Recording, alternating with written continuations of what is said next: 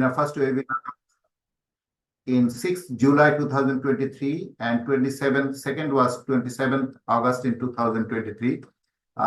Due to some unavoidable circumstances and problems, we could not make so many webinars, but we started the IT of the BAMOS started the webinar, and this is a package for the researcher to know about the research and how to conduct and ultimately how to publish.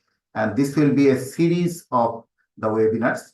And the first one is fundamental of the research methods. Thank you, the IT of the BAMOS, to give me the chance to say about the first topic, that is the fundamental of the research. And this will be followed by other topics like the sample size, sampling technique, sample size determination, and particularly research methodology. What are the types of the research in future, and how to write the research proposal, and how to write the research articles, as well as how to publish the research, and the statistical analysis of the end results are taken from the sample. So this is the first time, and this is the first presentation today, just discussion about the fundamental of the research method. Actually, the things I will be talking with you for the next 60 minutes, around 60 minutes, and all these things are known to all, from seniors to juniors, but it will be a recapitulation. As we know, every learning depends on not only knowing any topic, but also repetition of that particular topic, and like any surgery or any practice. So this will be a repetition of our known things, I hope. And especially I would like to invite the junior colleagues who have very good enthusiasm about the research. And actually, what is research? Research is nothing but the scientific and systematic search. আমরা যাই করি না কেন, যেই জিনিসটাই আমরা পর্যালোচনা করি, if that searching, that activity becomes scientific and the systemic, that can be a research. So the definition denotes the scientific and systematic search for knowledge to answer certain questions or to solve a problem. Actually, the whole research depends on identification of the problem. And this problem-solving activity is nothing but the research.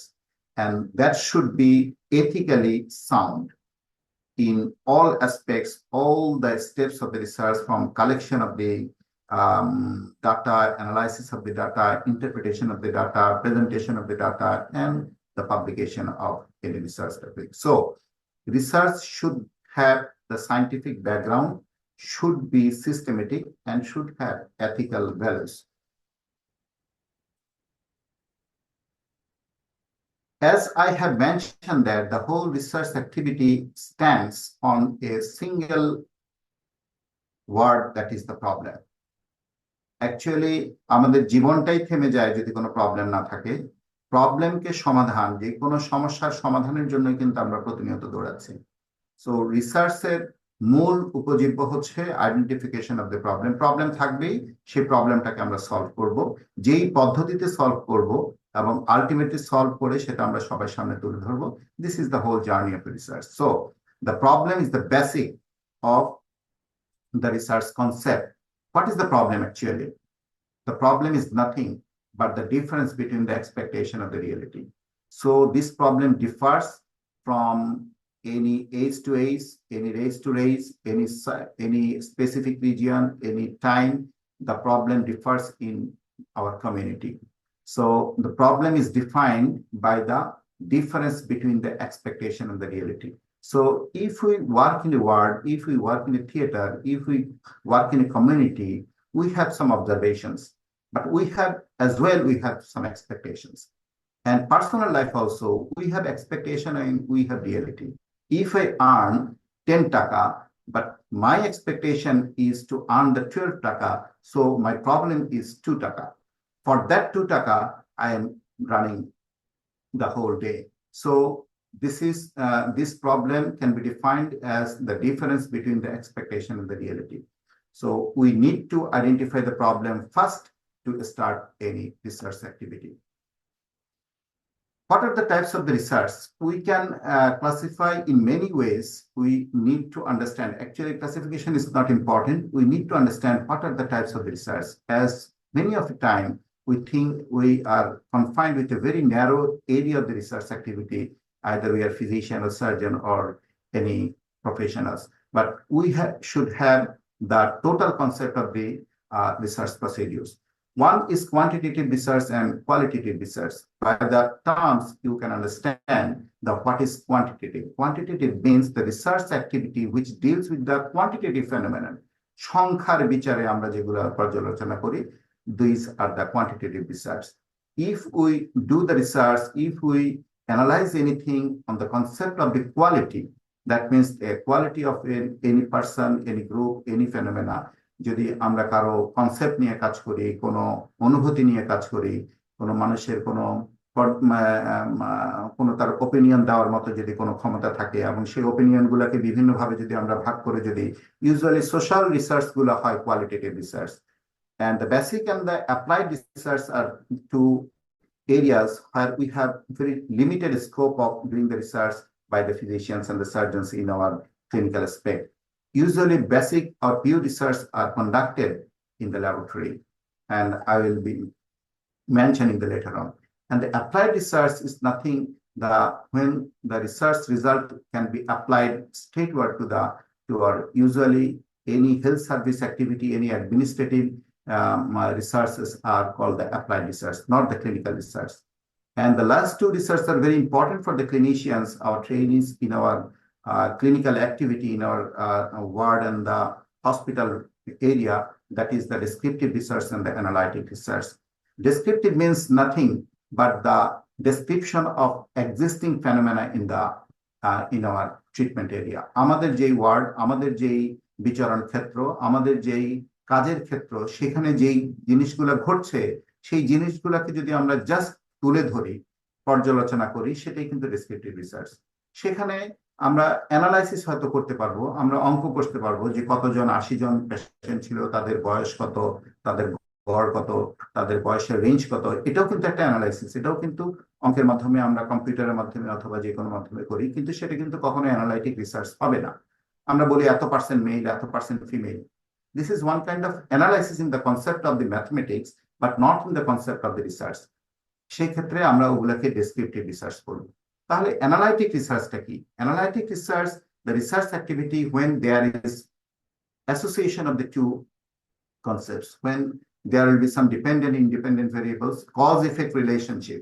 আমরা যদি বলি যে এটার কারণে এটা হচ্ছে, এটার কারণে এটা হচ্ছে, এটা না হলে এটা হতো না, তখন সেই জিনিসগুলোকে এবং এটা এবং ওটার মধ্যে পার্থক্যটা কি, এই ড্রাগ এবং এই ড্রাগের মধ্যে ডিফারেন্সটা কি, এই সার্জিক্যাল প্রসিডিউর ওই সার্জিক্যাল প্রসিডিউরের মধ্যে কোনটা ভালো, then there comes to the concept of the analysis, that is called the analytic research. So in the description we can see the quantitative research is nothing but the deals with the quantitative phenomenon or the data.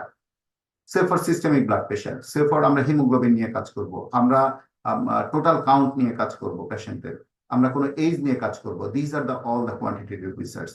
And the qualitative research, এবং এই quantitative রিসার্চের মধ্যেও আমরা যদি দেখি যে কারো ধরেন সেক্সটা হচ্ছে, তার বিহেভিয়ারটা হচ্ছে, এটা কিন্তু কোয়ালিটি। কিন্তু সেটাকে যখন আমরা ডাটা যখন গ্যাদার করব, ডাটা ইনপুট দেব, তখন কিন্তু আমরা 1-2 দিয়ে করি, মেলকে 1 বলি, ফিমেলকে 2 বলি। সেই ক্ষেত্রে ultimately that qualitative data is converted to the quantity, ultimately সেটা কোয়ান্টিটেটিভ রিসার্চেই চলে যাবে। তাহলে কোয়ালিটেটিভ রিসার্চটা কি? Qualitative research is nothing but the deals with the qualitative phenomenon of any person, any community, like the assessment of the attitude.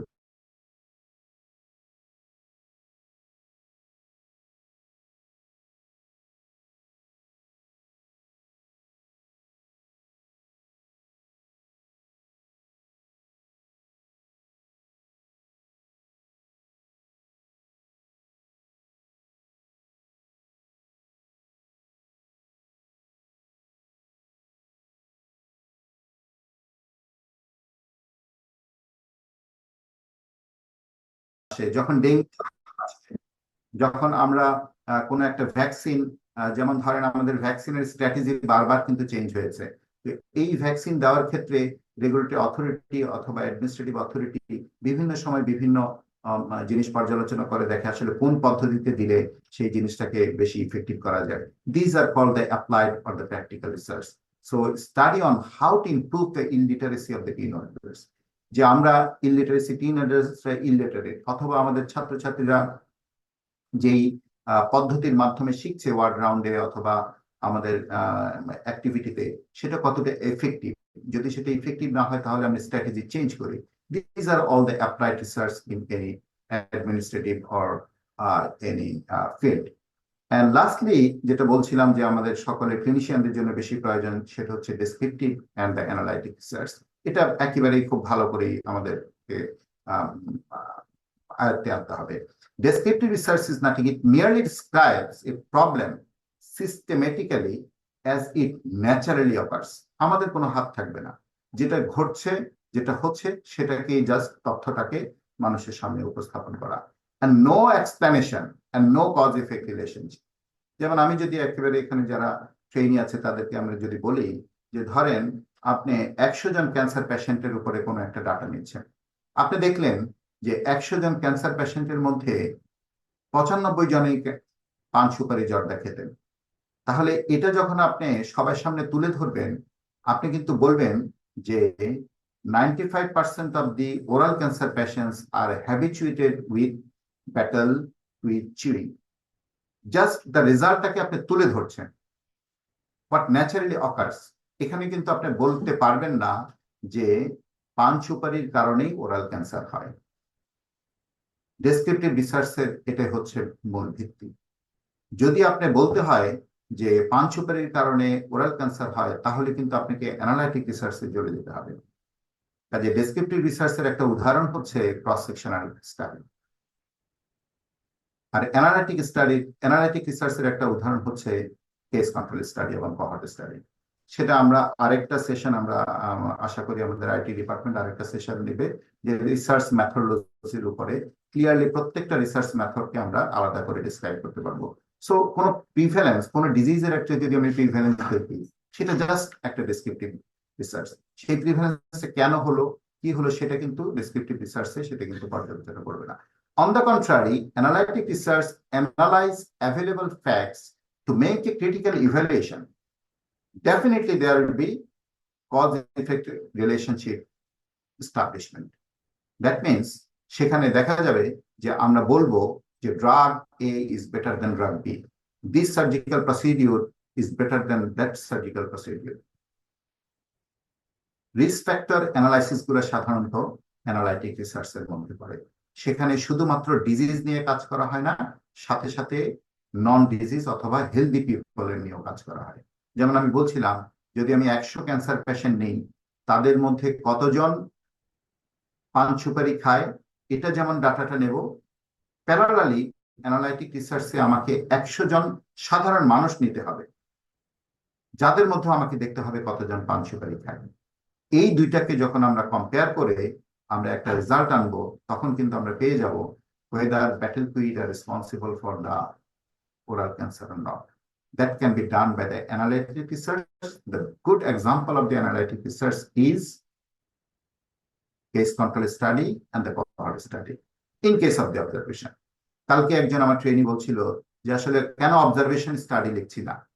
আসলে observation study হচ্ছে একটা বড় একটা ফিল্ড, তার ভিতরে আছে ডেসক্রিপটিভ আছে, তার ভিতরে আছে অ্যানালাইটিক, আবার অ্যানালাইটিকের মধ্যেও অনেক ধরনের আছে ক্লাসিফিকেশন। সো এই বেসিক জিনিসটা আমরা একটু মাথায় রেখি, তারপরে আমরা সামনে যেতে চাই। আমাকে শুনে যাচ্ছে আশা করি?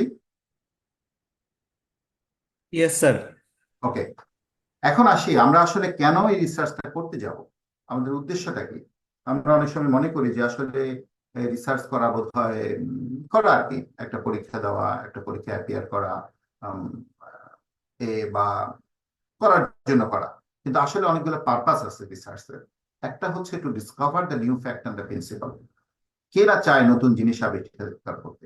আসলে আমি বলছিলাম যে মানে পৃথিবীটাই থেমে যায় যদি কোনো প্রবলেম না থাকে, এবং সেই প্রবলেম সলভ করতে গিয়ে কিন্তু আমরা কিন্তু প্রতিনিয়ত দৌড়াচ্ছি। আমরা যদি নতুন ফ্যাক্টটাকে, যে কোনো জিনিসকে যদি নতুন তুলে না আসি, তাহলে আমরা অন্যদের নতুনটাকে কিভাবে ভোগ করব। So every time we need to right, we need to do the research, and we need to make it published. So discover the new fact. হ্যাঁ, আমাদের মনে হতে পারে আসলে it's very difficult to discover the new fact. যেটাই আপনি মনের মধ্যে আনেন না কেন, চিন্তা করেন, দেখেন যখন সার্চ দিবেন তখন সারা পৃথিবীতে দেখবেন যে হাজার হাজার কাজ হচ্ছে। আপনি যত উদ্ভট টপিক নিয়ে আসেন না কেন, যত উদ্ভট একটা প্রবলেম আপনি আইডেন্টিফাই করেন না কেন, দেখবেন যে সেই প্রবলেম সলভ করার জন্য হাজার হাজার মানুষ কাজ করছে। তাহলে কিভাবে সম্ভব নতুন জিনিস তৈরি করা? হাও? অবশ্যই সম্ভব।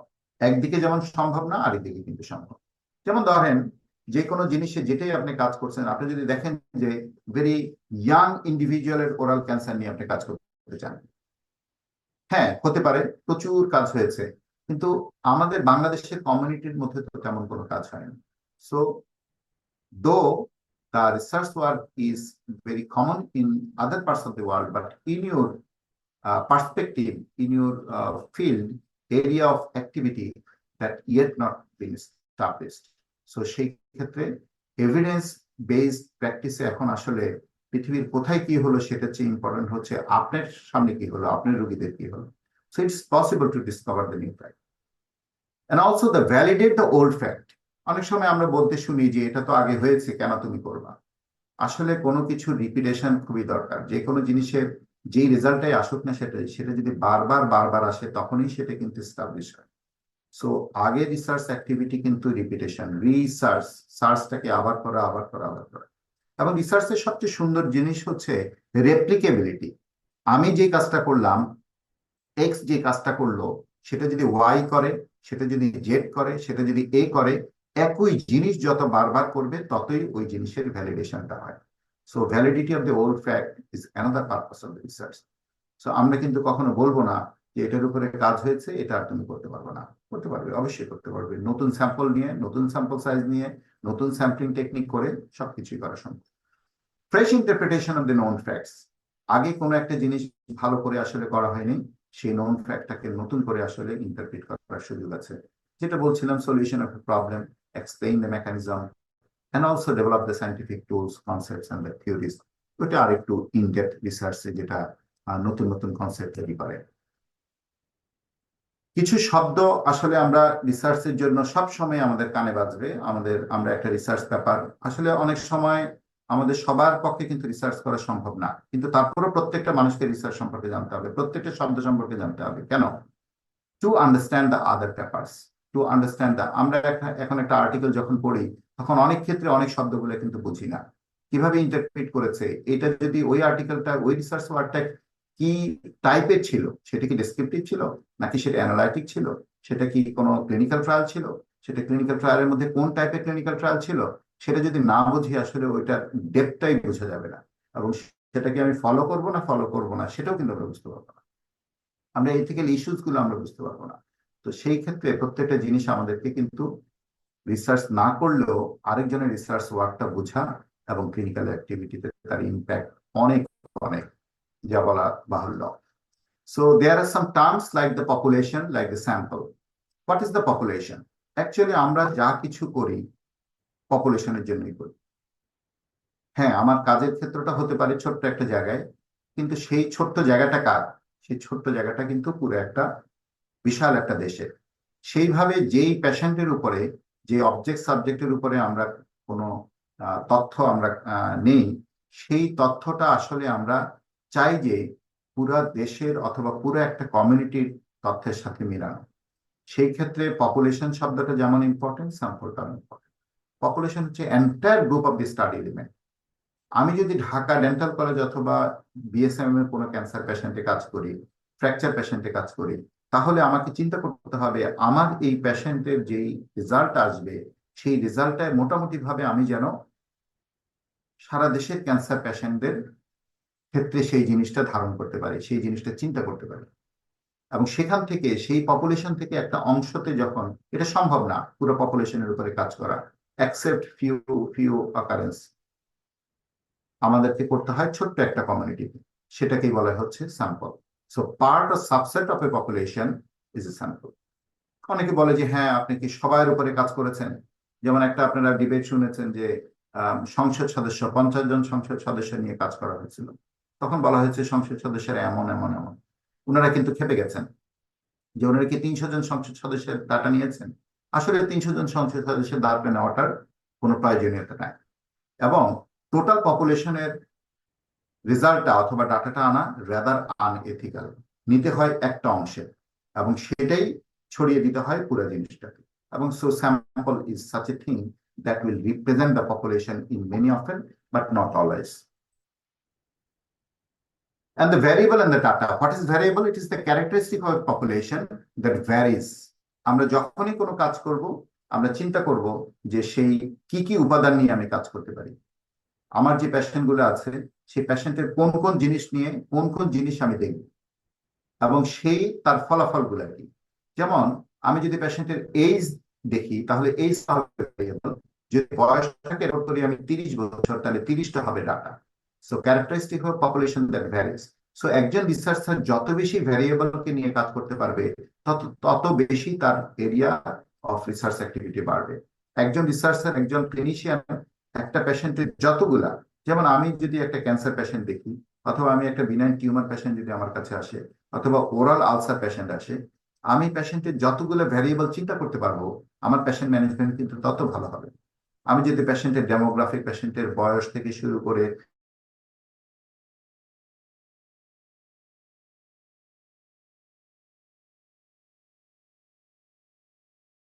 প্রত্যেকটা জিনিস যদি দেখেন, রিসার্চের সাথে ক্লিনিক্যাল অ্যাক্টিভিটির কত কত কত সংযোগ। আমরা মনে করি যে ক্লিনিক্যাল অ্যাক্টিভিটি আলাদা, রিসার্চ আলাদা। Never, never.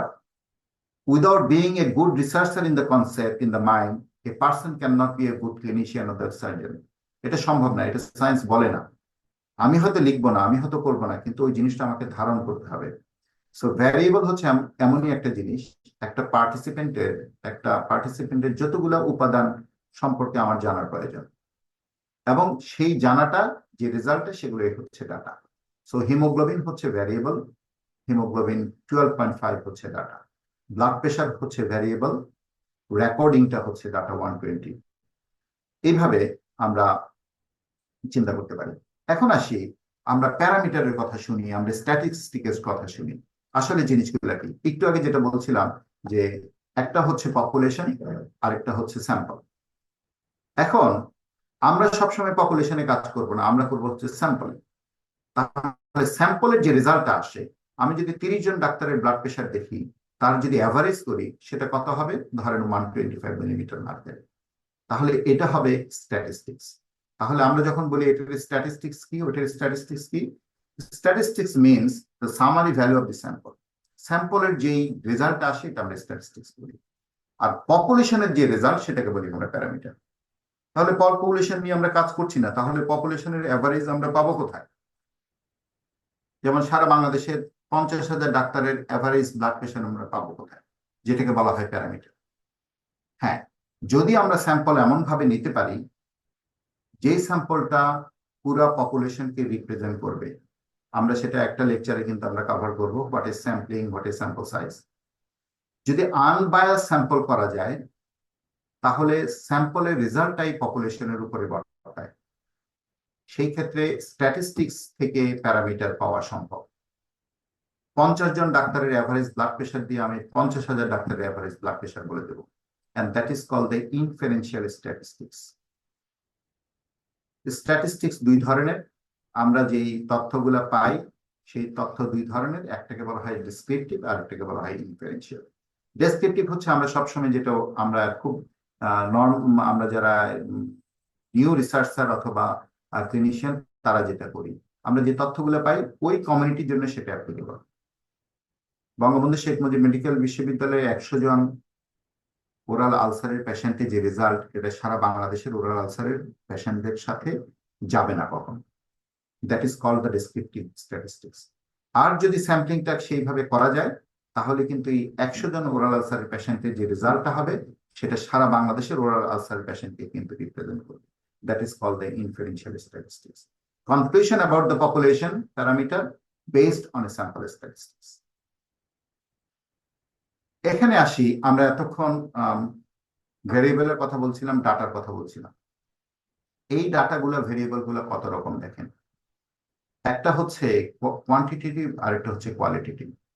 আমরা যাই নিই না কেন, যদি সেটা যেমন ধরেন height, weight, family member, hospital bed, number of the tumor, number of the teeth, যে কোনো number of the filling, number of the devices used. All these numbers are denoted as the quantitative variable or the quantitative data. এটা যদি ভ্যালুর দিকে হয় তাহলে এটা হবে qualitative or categorical, like the আমাদের যে জেন্ডার, আমাদের যে রিলিজিয়ান, আমাদের যে অ্যাটিটিউড, আমাদের যে টিউমার গ্রেডিং, আমাদের যে স্টেজিং, আমাদের যে economical status, this are the qualitative. তাহলে কোয়ান্টিটেটিভ হচ্ছে যেগুলাকে আমরা গণনা করতে পারি, সেটার মধ্যে একটা হয় কন্টিনিউয়াস আর একটা হয় ডিসক্রিট। যেমন ফ্যামিলি মেম্বার কখনো 3.5 জন হয় না, 3 জন হয়। টিউমারের সংখ্যা কিন্তু কখনো 50.5 হয় না, 50 অথবা 51। These are the discrete. আর কোয়ান্টিটেটিভ হচ্ছে ফ্র্যাকশন হতে পারে 13.9, 70.4, albumin level 30.5। These are the continuous. কেন জানতে হবে? এই জিনিসগুলো জানার প্রয়োজন হয় হচ্ছে স্ট্যাটিস্টিশিয়ানরা যখন অ্যানালাইসিস করে তখন এক একটার ক্ষেত্রে এক এক রকম অ্যানালাইসিস হয়। ওদিকে আবার ক্যাটাগরিক্যালের মধ্যে যেগুলো আমরা বলছিলাম যে কোনো গণনা না, যেমন ধরেন সেক্স, মেল ফিমেল, রিলিজিয়ান, 4 ধরনের রিলিজিয়ান। কিন্তু যদি এমন হয় যে আমি ইচ্ছা মতো, যেমন ধরেন রিলিজিয়ান মুসলিম, হিন্দু, খ্রিস্টান, বৌদ্ধ, এখানে কিভাবে দেবো এটা কিন্তু আমার উপরে, কোনো সমস্যা নাই, আগে পরে হতে পারে। That is the nominal qualitative variables on the data. But যেটা যদি অর্ডার মেনটেন করতে হয়, আমি কি বলতে পারবো গ্রেড 1, গ্রেড 3, গ্রেড 4, গ্রেড 2? না, আমাকে বলতে হবে grade 1, grade 2, grade 3, grade 4. So these are the ordinal in the rank in the order. That is the categorical data. Data আমরা কোথায় পাই? আমরা রিসার্চ করার জন্য এই জিনিসটা একেবারে প্রত্যেক মানে নিউ যারা এই ব্যাপারে চিন্তা করছে যে, এবং সবচেয়ে মাঝে একটু বলি যে আমাদের পোস্ট গ্রাজুয়েশন যে একাডেমিক অ্যাক্টিভিটি, সেখানে কিছু থাকে হচ্ছে ক্লিনিক্যাল, কিছু থাকে হচ্ছে রিসার্চ বেস। তো আমরা আসলে কেন করি? আমরা করি হচ্ছে প্রত্যেকটা কাজ করি তার একটা ফলন আমরা দেখতে পাই।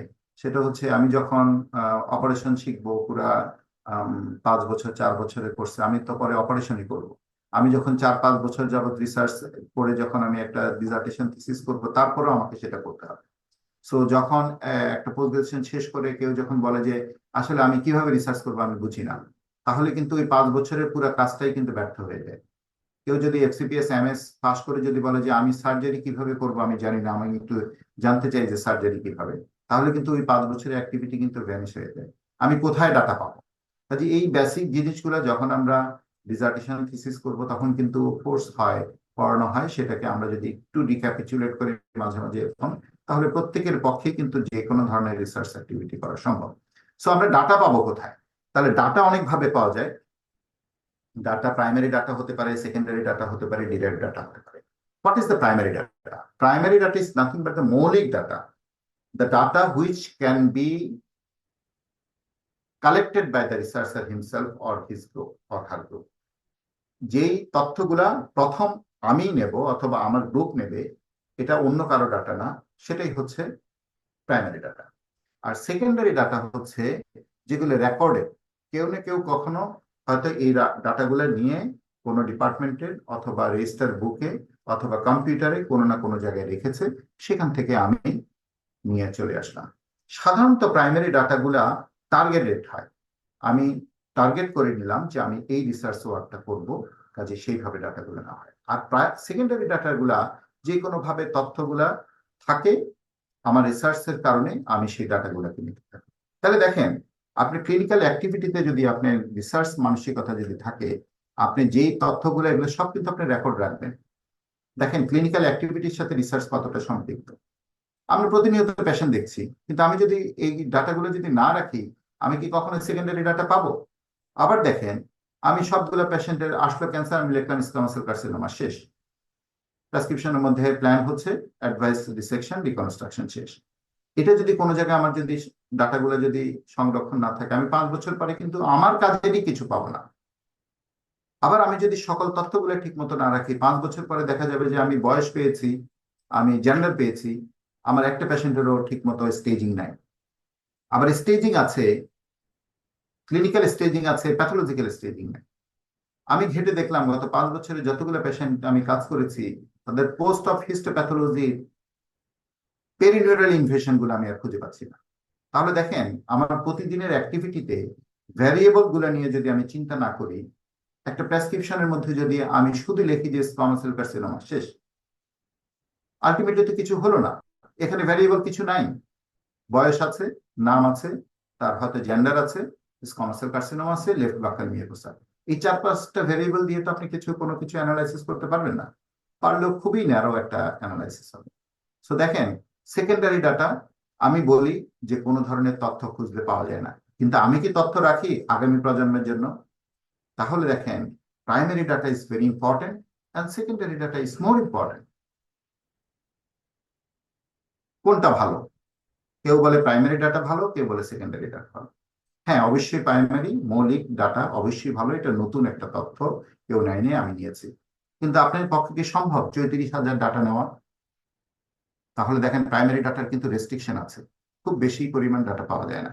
সেকেন্ডারি ডাটা কিন্তু আরেকজন নিয়েছে, এটার ভ্যালিডিটি কম, এটা reliability com, but large number of the data is possible. So বাংলাদেশে সাধারণত ক্যান্সার কোন এইজে হয়, ওভারিয়ান ক্যান্সার কোন এইজে হয়, এটা 100 জনের মধ্যে যদি আমরা দেখি তাহলে এক ধরনের রেজাল্ট আসবে। যদি আমরা 10,000 ওভারিয়ান ক্যান্সারের এইজ রেঞ্জ এবং এইজ অ্যাভারেজ এইজ দেখি, সেটা কিন্তু সেকেন্ডারি ডাটা থেকেই সম্ভব, প্রাইমারি ডাটা থেকে সম্ভব। যেমন আমি যদি আমার গত 10 বছরের যদি 2,000 ওরাল ক্যান্সার পেশেন্টের যদি ডাটা এখন আমি অ্যানালাইসিস করি, তাহলে এটা রেজাল্ট দেখেন কেমন হবে। আর আমি যদি আগামী কয়েকদিনে কয়েক মাসে যদি প্রাইমারি ডাটা নিয়ে কাজ করি, তাহলে তো কি হবে? So both the primary data and the secondary data has the values. What is the derived data?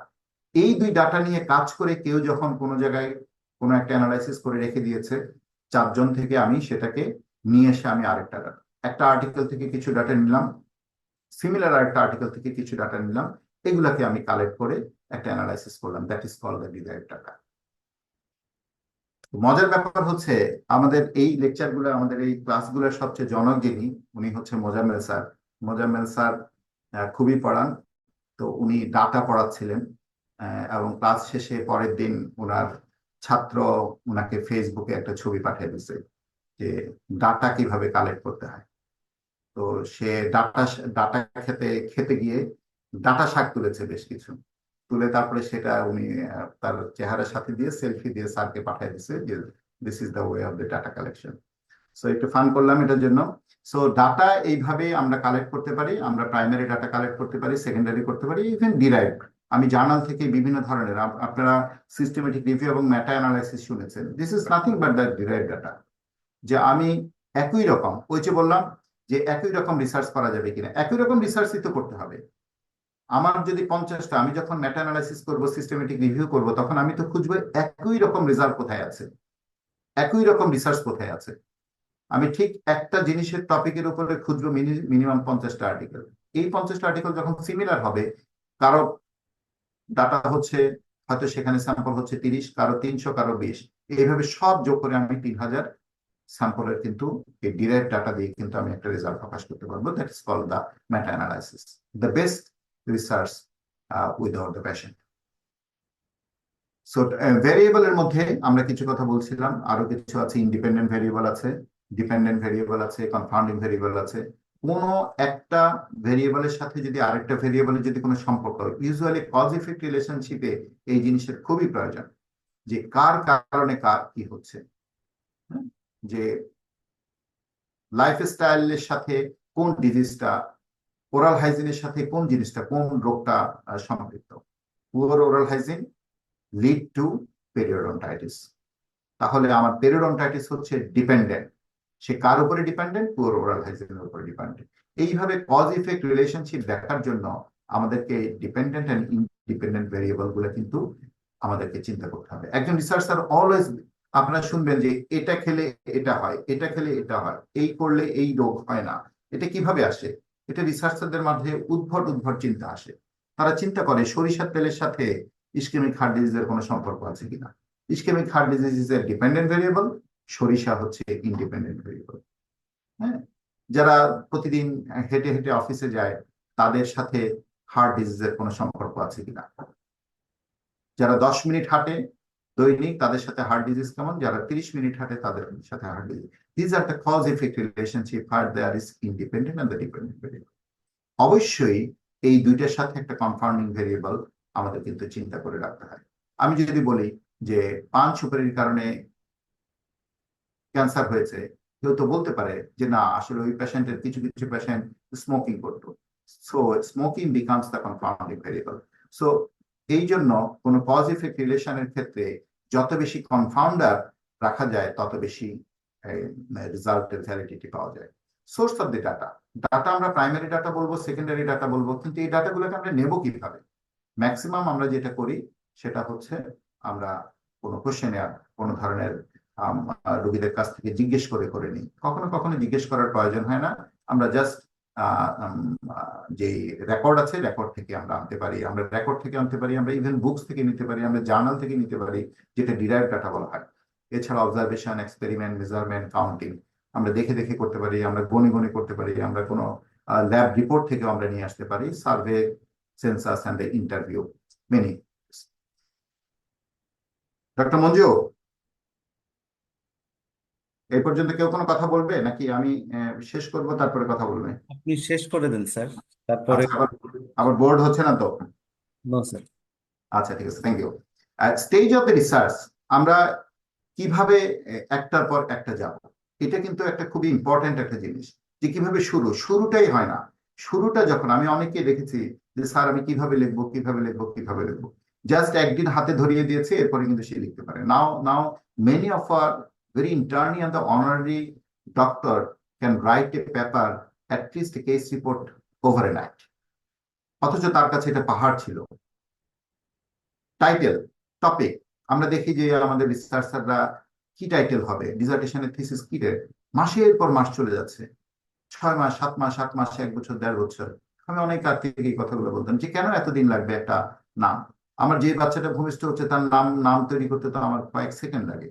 একটা রিসার্চ টপিক, যে কোনো কিছু রিসার্চ টপিক হতে পারে, যে যত বড় রিসার্চ মাইন্ডেড হবে সে তত বেশি, তত কম ইগো সম্পন্ন হবে, তার কাছে কোনো রেস্ট্রিকশন থাকবে না।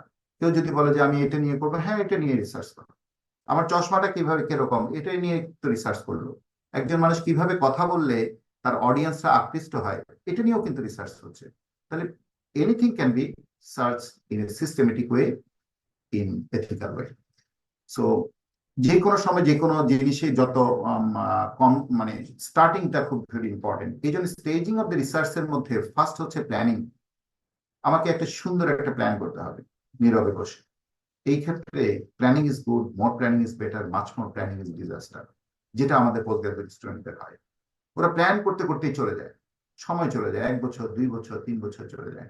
যত বেশি সময় পাওয়া যাবে ততই বেশি কিন্তু রিসার্চ করা, রিসার্চের রেজাল্টটা ভালো হয়। সো সাথে সাথেই হঠাৎ করে যে কোনো কিছু প্ল্যান করা যেমন ঠিক না, কিছু সময় নিয়ে করলে ভালো, বেশি সময় নিলে সেটা কিন্তু আলটিমেটলি কোনো ভালো কাজ হয় না। আবার প্ল্যান করার পরে ইমপ্লিমেন্টেশন, আমার মাথায় অনেক কিছু আছে, অনেক কিছু ঘুরপাকে, এটা করবো ওইটা করবো এটা করবো, কিন্তু করতে পারছি না। So we must start the implementation. Successful পিপলরা সেটাই করে, প্রথমে চুপ করে থাকে, তারপরে একটু গতি বাড়িয়ে দেয়, তারপরে তাৎক্ষণিক সে দেখা যায় যে 3-4টা ডিসিশন নিয়ে ফেলছে, এটা করি ওটা করি এটা করি, আলটিমেটলি হয়ে যায়। So implementation is important. Data collection হচ্ছে এই ইমপ্লিমেন্টেশনের প্রথম ধাপ। এই একটা জায়গায় প্রত্যেক ক্লিনিশিয়ান সার্জনের কিন্তু এই একটা জায়গায় কিন্তু ঘাটতি আছে, খুচখুচ করে আমি ডাটা কালেক্ট করবো কিনা, আমার কোশ্চেনিয়ার রেডি হয়নি কেন, প্রবলেম কি, হোয়াট ইজ দ্য প্রবলেম? প্রত্যেকটা কাজে কিন্তু একটা শুরুতে কিছু পিটফল থাকবে। আমি শুরু করে দিই, আজকে আমি 5 জন পেয়েছি, 5 জন পেশেন্টের ডাটা শুরু করে দিই। ডাটা কালেক্ট করলেই বোঝা যায়, এটাকে বলা হয় পাইলট স্টাডি। যে কোনো কিছুতেই কিন্তু শুরুতে একটা পাইলট স্টাডি করা যায়। আমি একটা ছোট্ট কোশ্চেনিয়ার করে আমি 5 জনের ডাটা নিতে থাকবো, এই ডাটা আমি ফেলে দেবো, কোনো প্রবলেম নাই। আমি ডাটা নিলেই আমি বুঝতে পারবো যে আসলে প্রথম আমি আজকে যদি আমি 5 জন পেশেন্টের যে ডাটাগুলো কালেক্ট করব, দেখা যাবে যে ভ্যারিয়েবল থাকবে হচ্ছে 7টা। এই পেশেন্টে নিতে গিয়ে আমি দেখবো যে আসলে ভ্যারিয়েবল আরো কিন্তু 5টা যোগ করা সম্ভব। তারপরের দিন দেখা যাবে যে আর, তাহলে 5-7 দিন 10 দিন গেলে দেখা যাবে যে আমার যে কোশ্চেনিয়ারটা, আমার যে ভ্যারিয়েবল গুলা, আমার যে রিসার্চের টপিকের আন্ডারে যতগুলো তথ্য নেব, এই তথ্যের ভান্ডার কিন্তু বাড়তে থাকে। So jumping to the research activity is very important for any physician or surgeon. Then data যখন আমরা নিতে থাকবো, তারপর ডাটা ম্যানেজ করব, অ্যানালাইসিস করব, ইন্টারপ্রিটেশন করব, ইনফারেন্স করব। আমরা সবচেয়ে ক্লিনিশিয়ানরা যে জায়গাটায় সবচেয়ে বেশি ধাক্কা খাই সেটা হচ্ছে 18 নম্বরে, the analysis. It is very difficult. Once I learn it, I forget it. যতই আমরা স্পিএসএস অ্যানালাইসিস যত কিছুই, আমি প্রত্যেকটা জিনিস করেছি, কিন্তু দেখা যায় যে 7 দিন পরে আবার সেটা ভুলে গেলাম। So don't be afraid of doing these things. As a department, particularly the statistician, are always ready to analyze your data. You have friends, you have colleagues, you have so many people who will do it with your research activity. Just incorporate him in your research activity. So এই জায়গাটার ভয়ে research না করার কোনো কিন্তু যুক্তি নাই। And lastly, the reporting, the writing. Definitely আমার সার্জিক্যাল স্কিল যেমন একটা কোয়ালিটি, আমার স্পিচ দেওয়ার স্টাইলটা এটা যেমন একটা কোয়ালিটি, আমার লেখারও কিন্তু একটা কোয়ালিটি। আই শুড হ্যাভ, আমরা তো আমাদের বাচ্চাদের থেকে সব চাই। এটা আমি আমার ট্রেইনিরা যদি কেউ থাকে আমি তাদের কাছে বলবো যে আমরা আমাদের বাচ্চাদের থেকে সবই চাই, যে বাচ্চাটা ভালো কথা বলবে, বাচ্চাটা ভালো পড়ালেখা করবে, বাচ্চাটা খেলতেও পারতে হবে, বাচ্চাটা খেলাধুলায় ভালো যেমন হবে, গানেও ভালো হতে হবে। আবার আর্ট যদি ভালো না জানে কিভাবে হবে? বাট হোয়াট উই হ্যাভ, আমরা কি সেই জায়গাটায় করছি কিনা? I must have the writing capacity, writing, report writing. যে এত বড় করে এত ভয়ের কিছু নাই, ডিজার্টেশন করেছি এই শেষ, আর জীবনে কি লিখবো না? The best way of establishment of your knowledge and skill in the science is writing it. যতই আমি বলি লাভ নাই, যদি আমি সেটা লিখি এটা কিন্তু established হয়ে গেল। So report writing skill is a very good skill for any particular professionals. আর যে জায়গাটায় লাল কালি দিয়ে রাখছি সেটা হচ্ছে একটা বেদনার জায়গা। সেটা হচ্ছে আমরা দেখেন যে কাজগুলা করি, ধরেন আমি এফসিপিএস এমএস করলাম, অনেক কিছুই করলাম, 5 বছর 7 বছর 10 বছর, তারপরে যদি সেটা আমি ইমপ্লিমেন্ট না করি, সেটা যদি আমি চর্চা না করি, তাহলে কিন্তু ওই টোটাল জার্নিতে যারা ইনভলভ তারা প্রত্যেকেই কিন্তু বঞ্চিত হয়।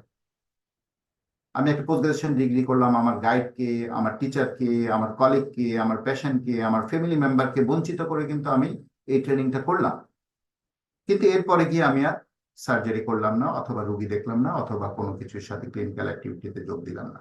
তাহলে it will be completely unethical এবং unjustified for the science. Similarly এই হোল জার্নিতে আমি যখন একটা রিসার্চ করলাম, তখন কিন্তু আমি আমার গাইডকে, আমার পেশেন্টকে, আমার কলিগকে, আমার ওয়ার্ড বয়কে, আমার বাবাকে, মাকে, ভাইকে, বোনকে, সবাইকে কিন্তু আমি বঞ্চিত করেছি, সবাইকে কষ্ট দিয়েছি। But after that if I don't report it for dissemination, আমরা বলি না যে either publish or perish. Publication is a must, না হলে তো আপনি রিসার্চ অ্যাক্টিভিটিতে কোথাও কাজে লাগবে না, কেউ রেফারেন্স হিসাবে ব্যবহার করলো না, সমৃদ্ধ। এই জন্য দেখেন আমাদের এই উপমহাদেশের মধ্যে আমরা সবচেয়ে বেশি পিছিয়ে আছি। ইন্ডিয়া বলেন, পাকিস্তান বলেন, শ্রীলঙ্কা বলেন, সবাই কিন্তু এগিয়ে আছে। সার্চ দিলেই তাদের আর্টিকেল পাওয়া যায়, তাদের ইনস্টিটিউশনের নামগুলো। আমরা দেখেন ইউনিভার্সিটি গুলো কেন পিছিয়ে আছে, ইউনিভার্সিটি গুলোর রিসার্চ পাবলিকেশন খুবই কম। একটা university, Dhaka dental college, will be known to the whole country, whole world by the researcher who used to publish the article, research paper, giving affiliation the name Dhaka Dental College.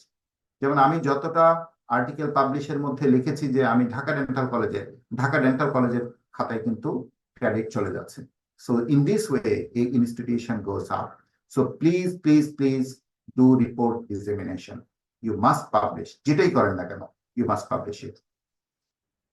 প্ল্যানটা কি? প্রবলেমে প্রথমে বললাম যে আমরা প্রথমে একটা প্রবলেম আইডেন্টিফাই করব। আমরা যে প্ল্যানিং এর মধ্যে যেটা কি করছি, প্রবলেম আইডেন্টিফাই করব। আর প্রবলেম আইডেন্টিফাই করা ইজ নাথিং। সেটা কিভাবে করছি দেখেন, প্রবলেম আইডেন্টিফিকেশনের সিস্টেমটা হচ্ছে, প্রবলেমটা বলেছি কি, এটা হচ্ছে বিটুইন দ্য এক্সিস্টিং, আমি কি চাই, কে না জানে আমি কি চাই, আর কে না বুঝে যে আসলে আমার চাওয়ার সাথে পার্থক্যটা কি। আমার কাছে মনে হচ্ছে এই পেশেন্টের manage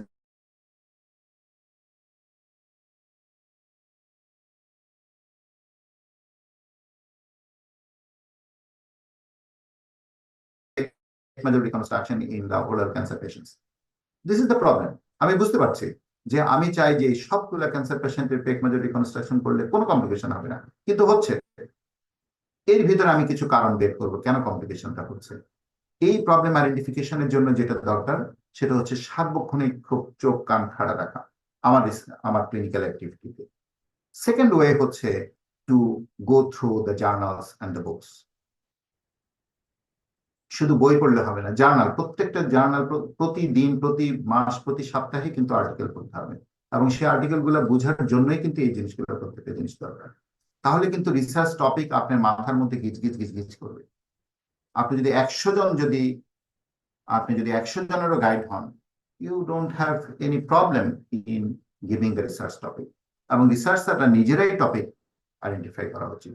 so from the literature, from the journals, from the seniors, you can ask your seniors about any issues. Sir, আমার এটা মনে হচ্ছে, এটা কি করে? হ্যাঁ, you can do it. So problem identification is one step. And during the problem identification, what we need to, sometimes we cannot prioritize. আপনি এমন একটা রিসার্চ টপিক নিয়েছেন, কেউ কিন্তু সেটাকে গুরুত্ব দিচ্ছে না। আবার এমন একটা রিসার্চ টপিক নেন, দেখবেন সবাই কিন্তু হুম রেখে আপনার কাছে এসে বলবে যে এই পেশেন্টটা আসছে, আপনি নেন। যেমন আমি যদি বলি যে ধরেন আপনি নন হজকিং লিম্ফোমার একটা পেশেন্ট আপনি পেয়েছেন, আপনি যদি দেখেন রিসার্চ অ্যাক্টিভিটিতে যদি non Hodgkin lymphoma affecting the phase then, ওয়ার্ড বায়োট কিন্তু আপনাকে কিন্তু এই ধরনের পেশেন্ট আসলে ইনফরমেশনটা দিবে যে এই ধরনের একটা পেশেন্ট আসছে, আপনি তো এটা নিয়ে কাজ করতেছেন, এটা দেখেন। আপনার ডিপার্টমেন্ট হেডও বলবে যে এই নন হজকিং লিম্ফোমার পেশেন্ট আসছে, দেখো তো এটা ম্যানেজমেন্ট কি হবে। So you will become the authority of that particular disease to analyze or to do the research activity on that. So that can be prioritized, that can be, should be ethical, relevant. আমি যদি এমন একটা research topic নিই যেটা হচ্ছে অ্যানেস্থেটিক্স অথবা অন্য কোনো সাবজেক্টের, ফিজিক্যাল মেডিসিনের সাবজেক্টের সাথে যায়, that will not be relevant to your subject.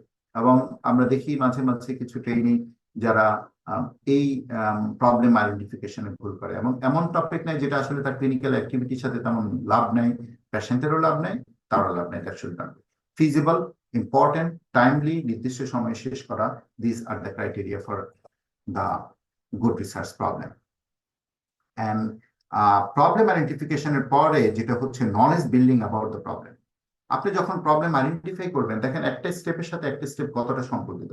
আপনার মাথায় যখন প্রবলেমটা আসবে, তখনই তো আপনি সমাধানের পথ খুঁজবেন। সেই সমাধানের পথ খুঁজতে গিয়ে আপনি সিনিয়রকে ধরবেন, আপনি গাইডকে ধরবেন, আপনি বইকে ধরবেন, আপনি জার্নালকে ধরবেন, আপনি ইন্টারন্যাশনাল কলিগকে দিয়ে জিজ্ঞেস করবেন, আপনি আদার কলিগসের কাছে জিজ্ঞেস করবেন। আপনি তো পাগল হয়ে যাবেন সেটা জানার জন্য। সো দেখেন একটার পর একটা আপনি কিভাবে নিজেকে যোগ্য করে তুলছেন। So research activity not away from the clinical activity.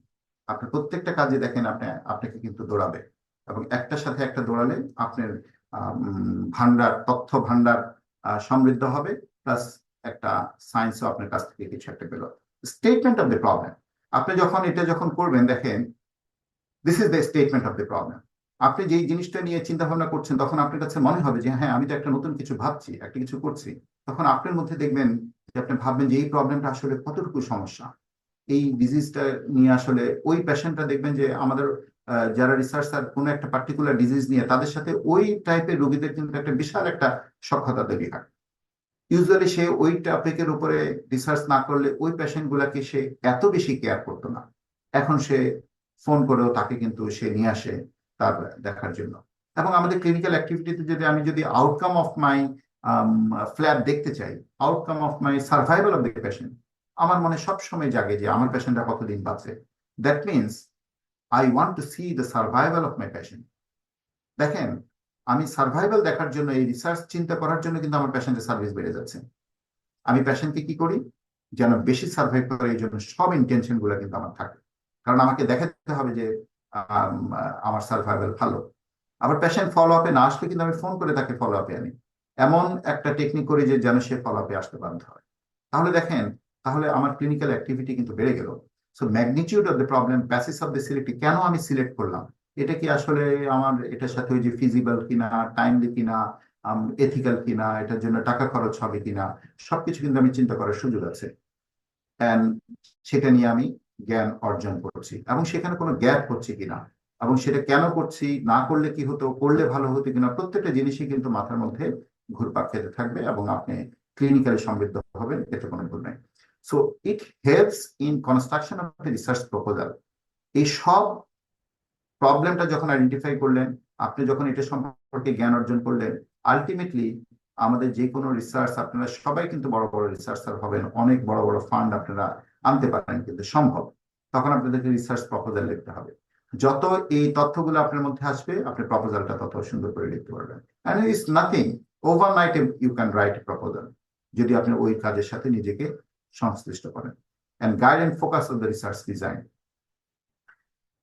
4-এর পরে আমরা যেটা 1 2 3 4 5 4 বলা হয়নি, যে এই স্টেটমেন্ট অফ দ্য প্রবলেমের পরে আমরা research question, hypothesis and the objective.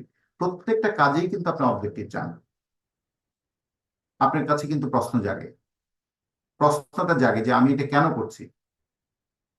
Research question লিখতে গেলে অনেকে ভাবে যে আরে কি লিখবো খোঁজাখুঁজি। আসলে রিসার্চ কোশ্চেন কিছুই না, আপনি যে টাইটেলটা, যে টপিকটা নিয়েছেন, যে প্রবলেমটা নিয়েছেন, সেটার মধ্যে প্রশ্নবোধক চিহ্ন দিয়ে দেন, that will be the research question. What is the hypothesis?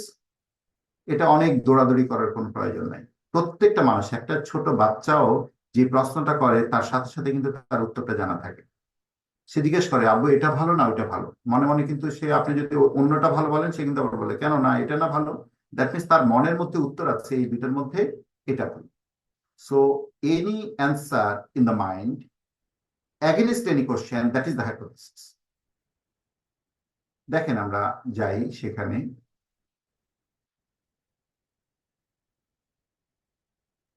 What is the research hypothesis? Research question হচ্ছে, আমি যদি চাই যে prevalence of the oral lichen planus in case of the oral mucosal লিশনস, আমি চাই ওরাল মিউকোসাল লিশনের যত patient আসে তাদের মধ্যে ওরাল লাইকেন প্ল্যানাস করতে, অথবা ওরাল লিশনের মধ্যে ওরাল ক্যান্সারের প্রিভ্যালেন্সটা কি। তাহলে রিসার্চ কোশ্চেনটা হচ্ছে what is the prevalence of the oral cancer among the oral lichen planus. কিছুই না, খুবই সোজা। রিসার্চ হাইপোথিসিস হচ্ছে রেজাল্টটা। আমি যদি বলি যে ট্রায়ামসিনোলন অথবা clobetasol, which one is better, তাহলে আমার মনে মনে কিন্তু একটা প্রশ্ন আছে যে ট্রায়ামসিনোলন বোধহয় রেজিস্ট্যান্ট হয়ে যায়, ক্লোবেটাসল বোধহয় ভালো। তাহলে এই যে clobetasol is better than the triamcinolone, এটাই হচ্ছে রিসার্চ হাইপোথিসিস। আর প্রশ্ন হচ্ছে which clobetasol or triamcinolone, which one is better for the oral lichen planus. So research hypothesis is nothing but the logical and intelligent testable results research কোশ্চেনের এগেনস্টে যেটা আপনার মনের মধ্যে থাকে, সেটাই হচ্ছে রিসার্চ হাইপোথিসিস। এটাকে বলা হয় এডুকেটেড গেস।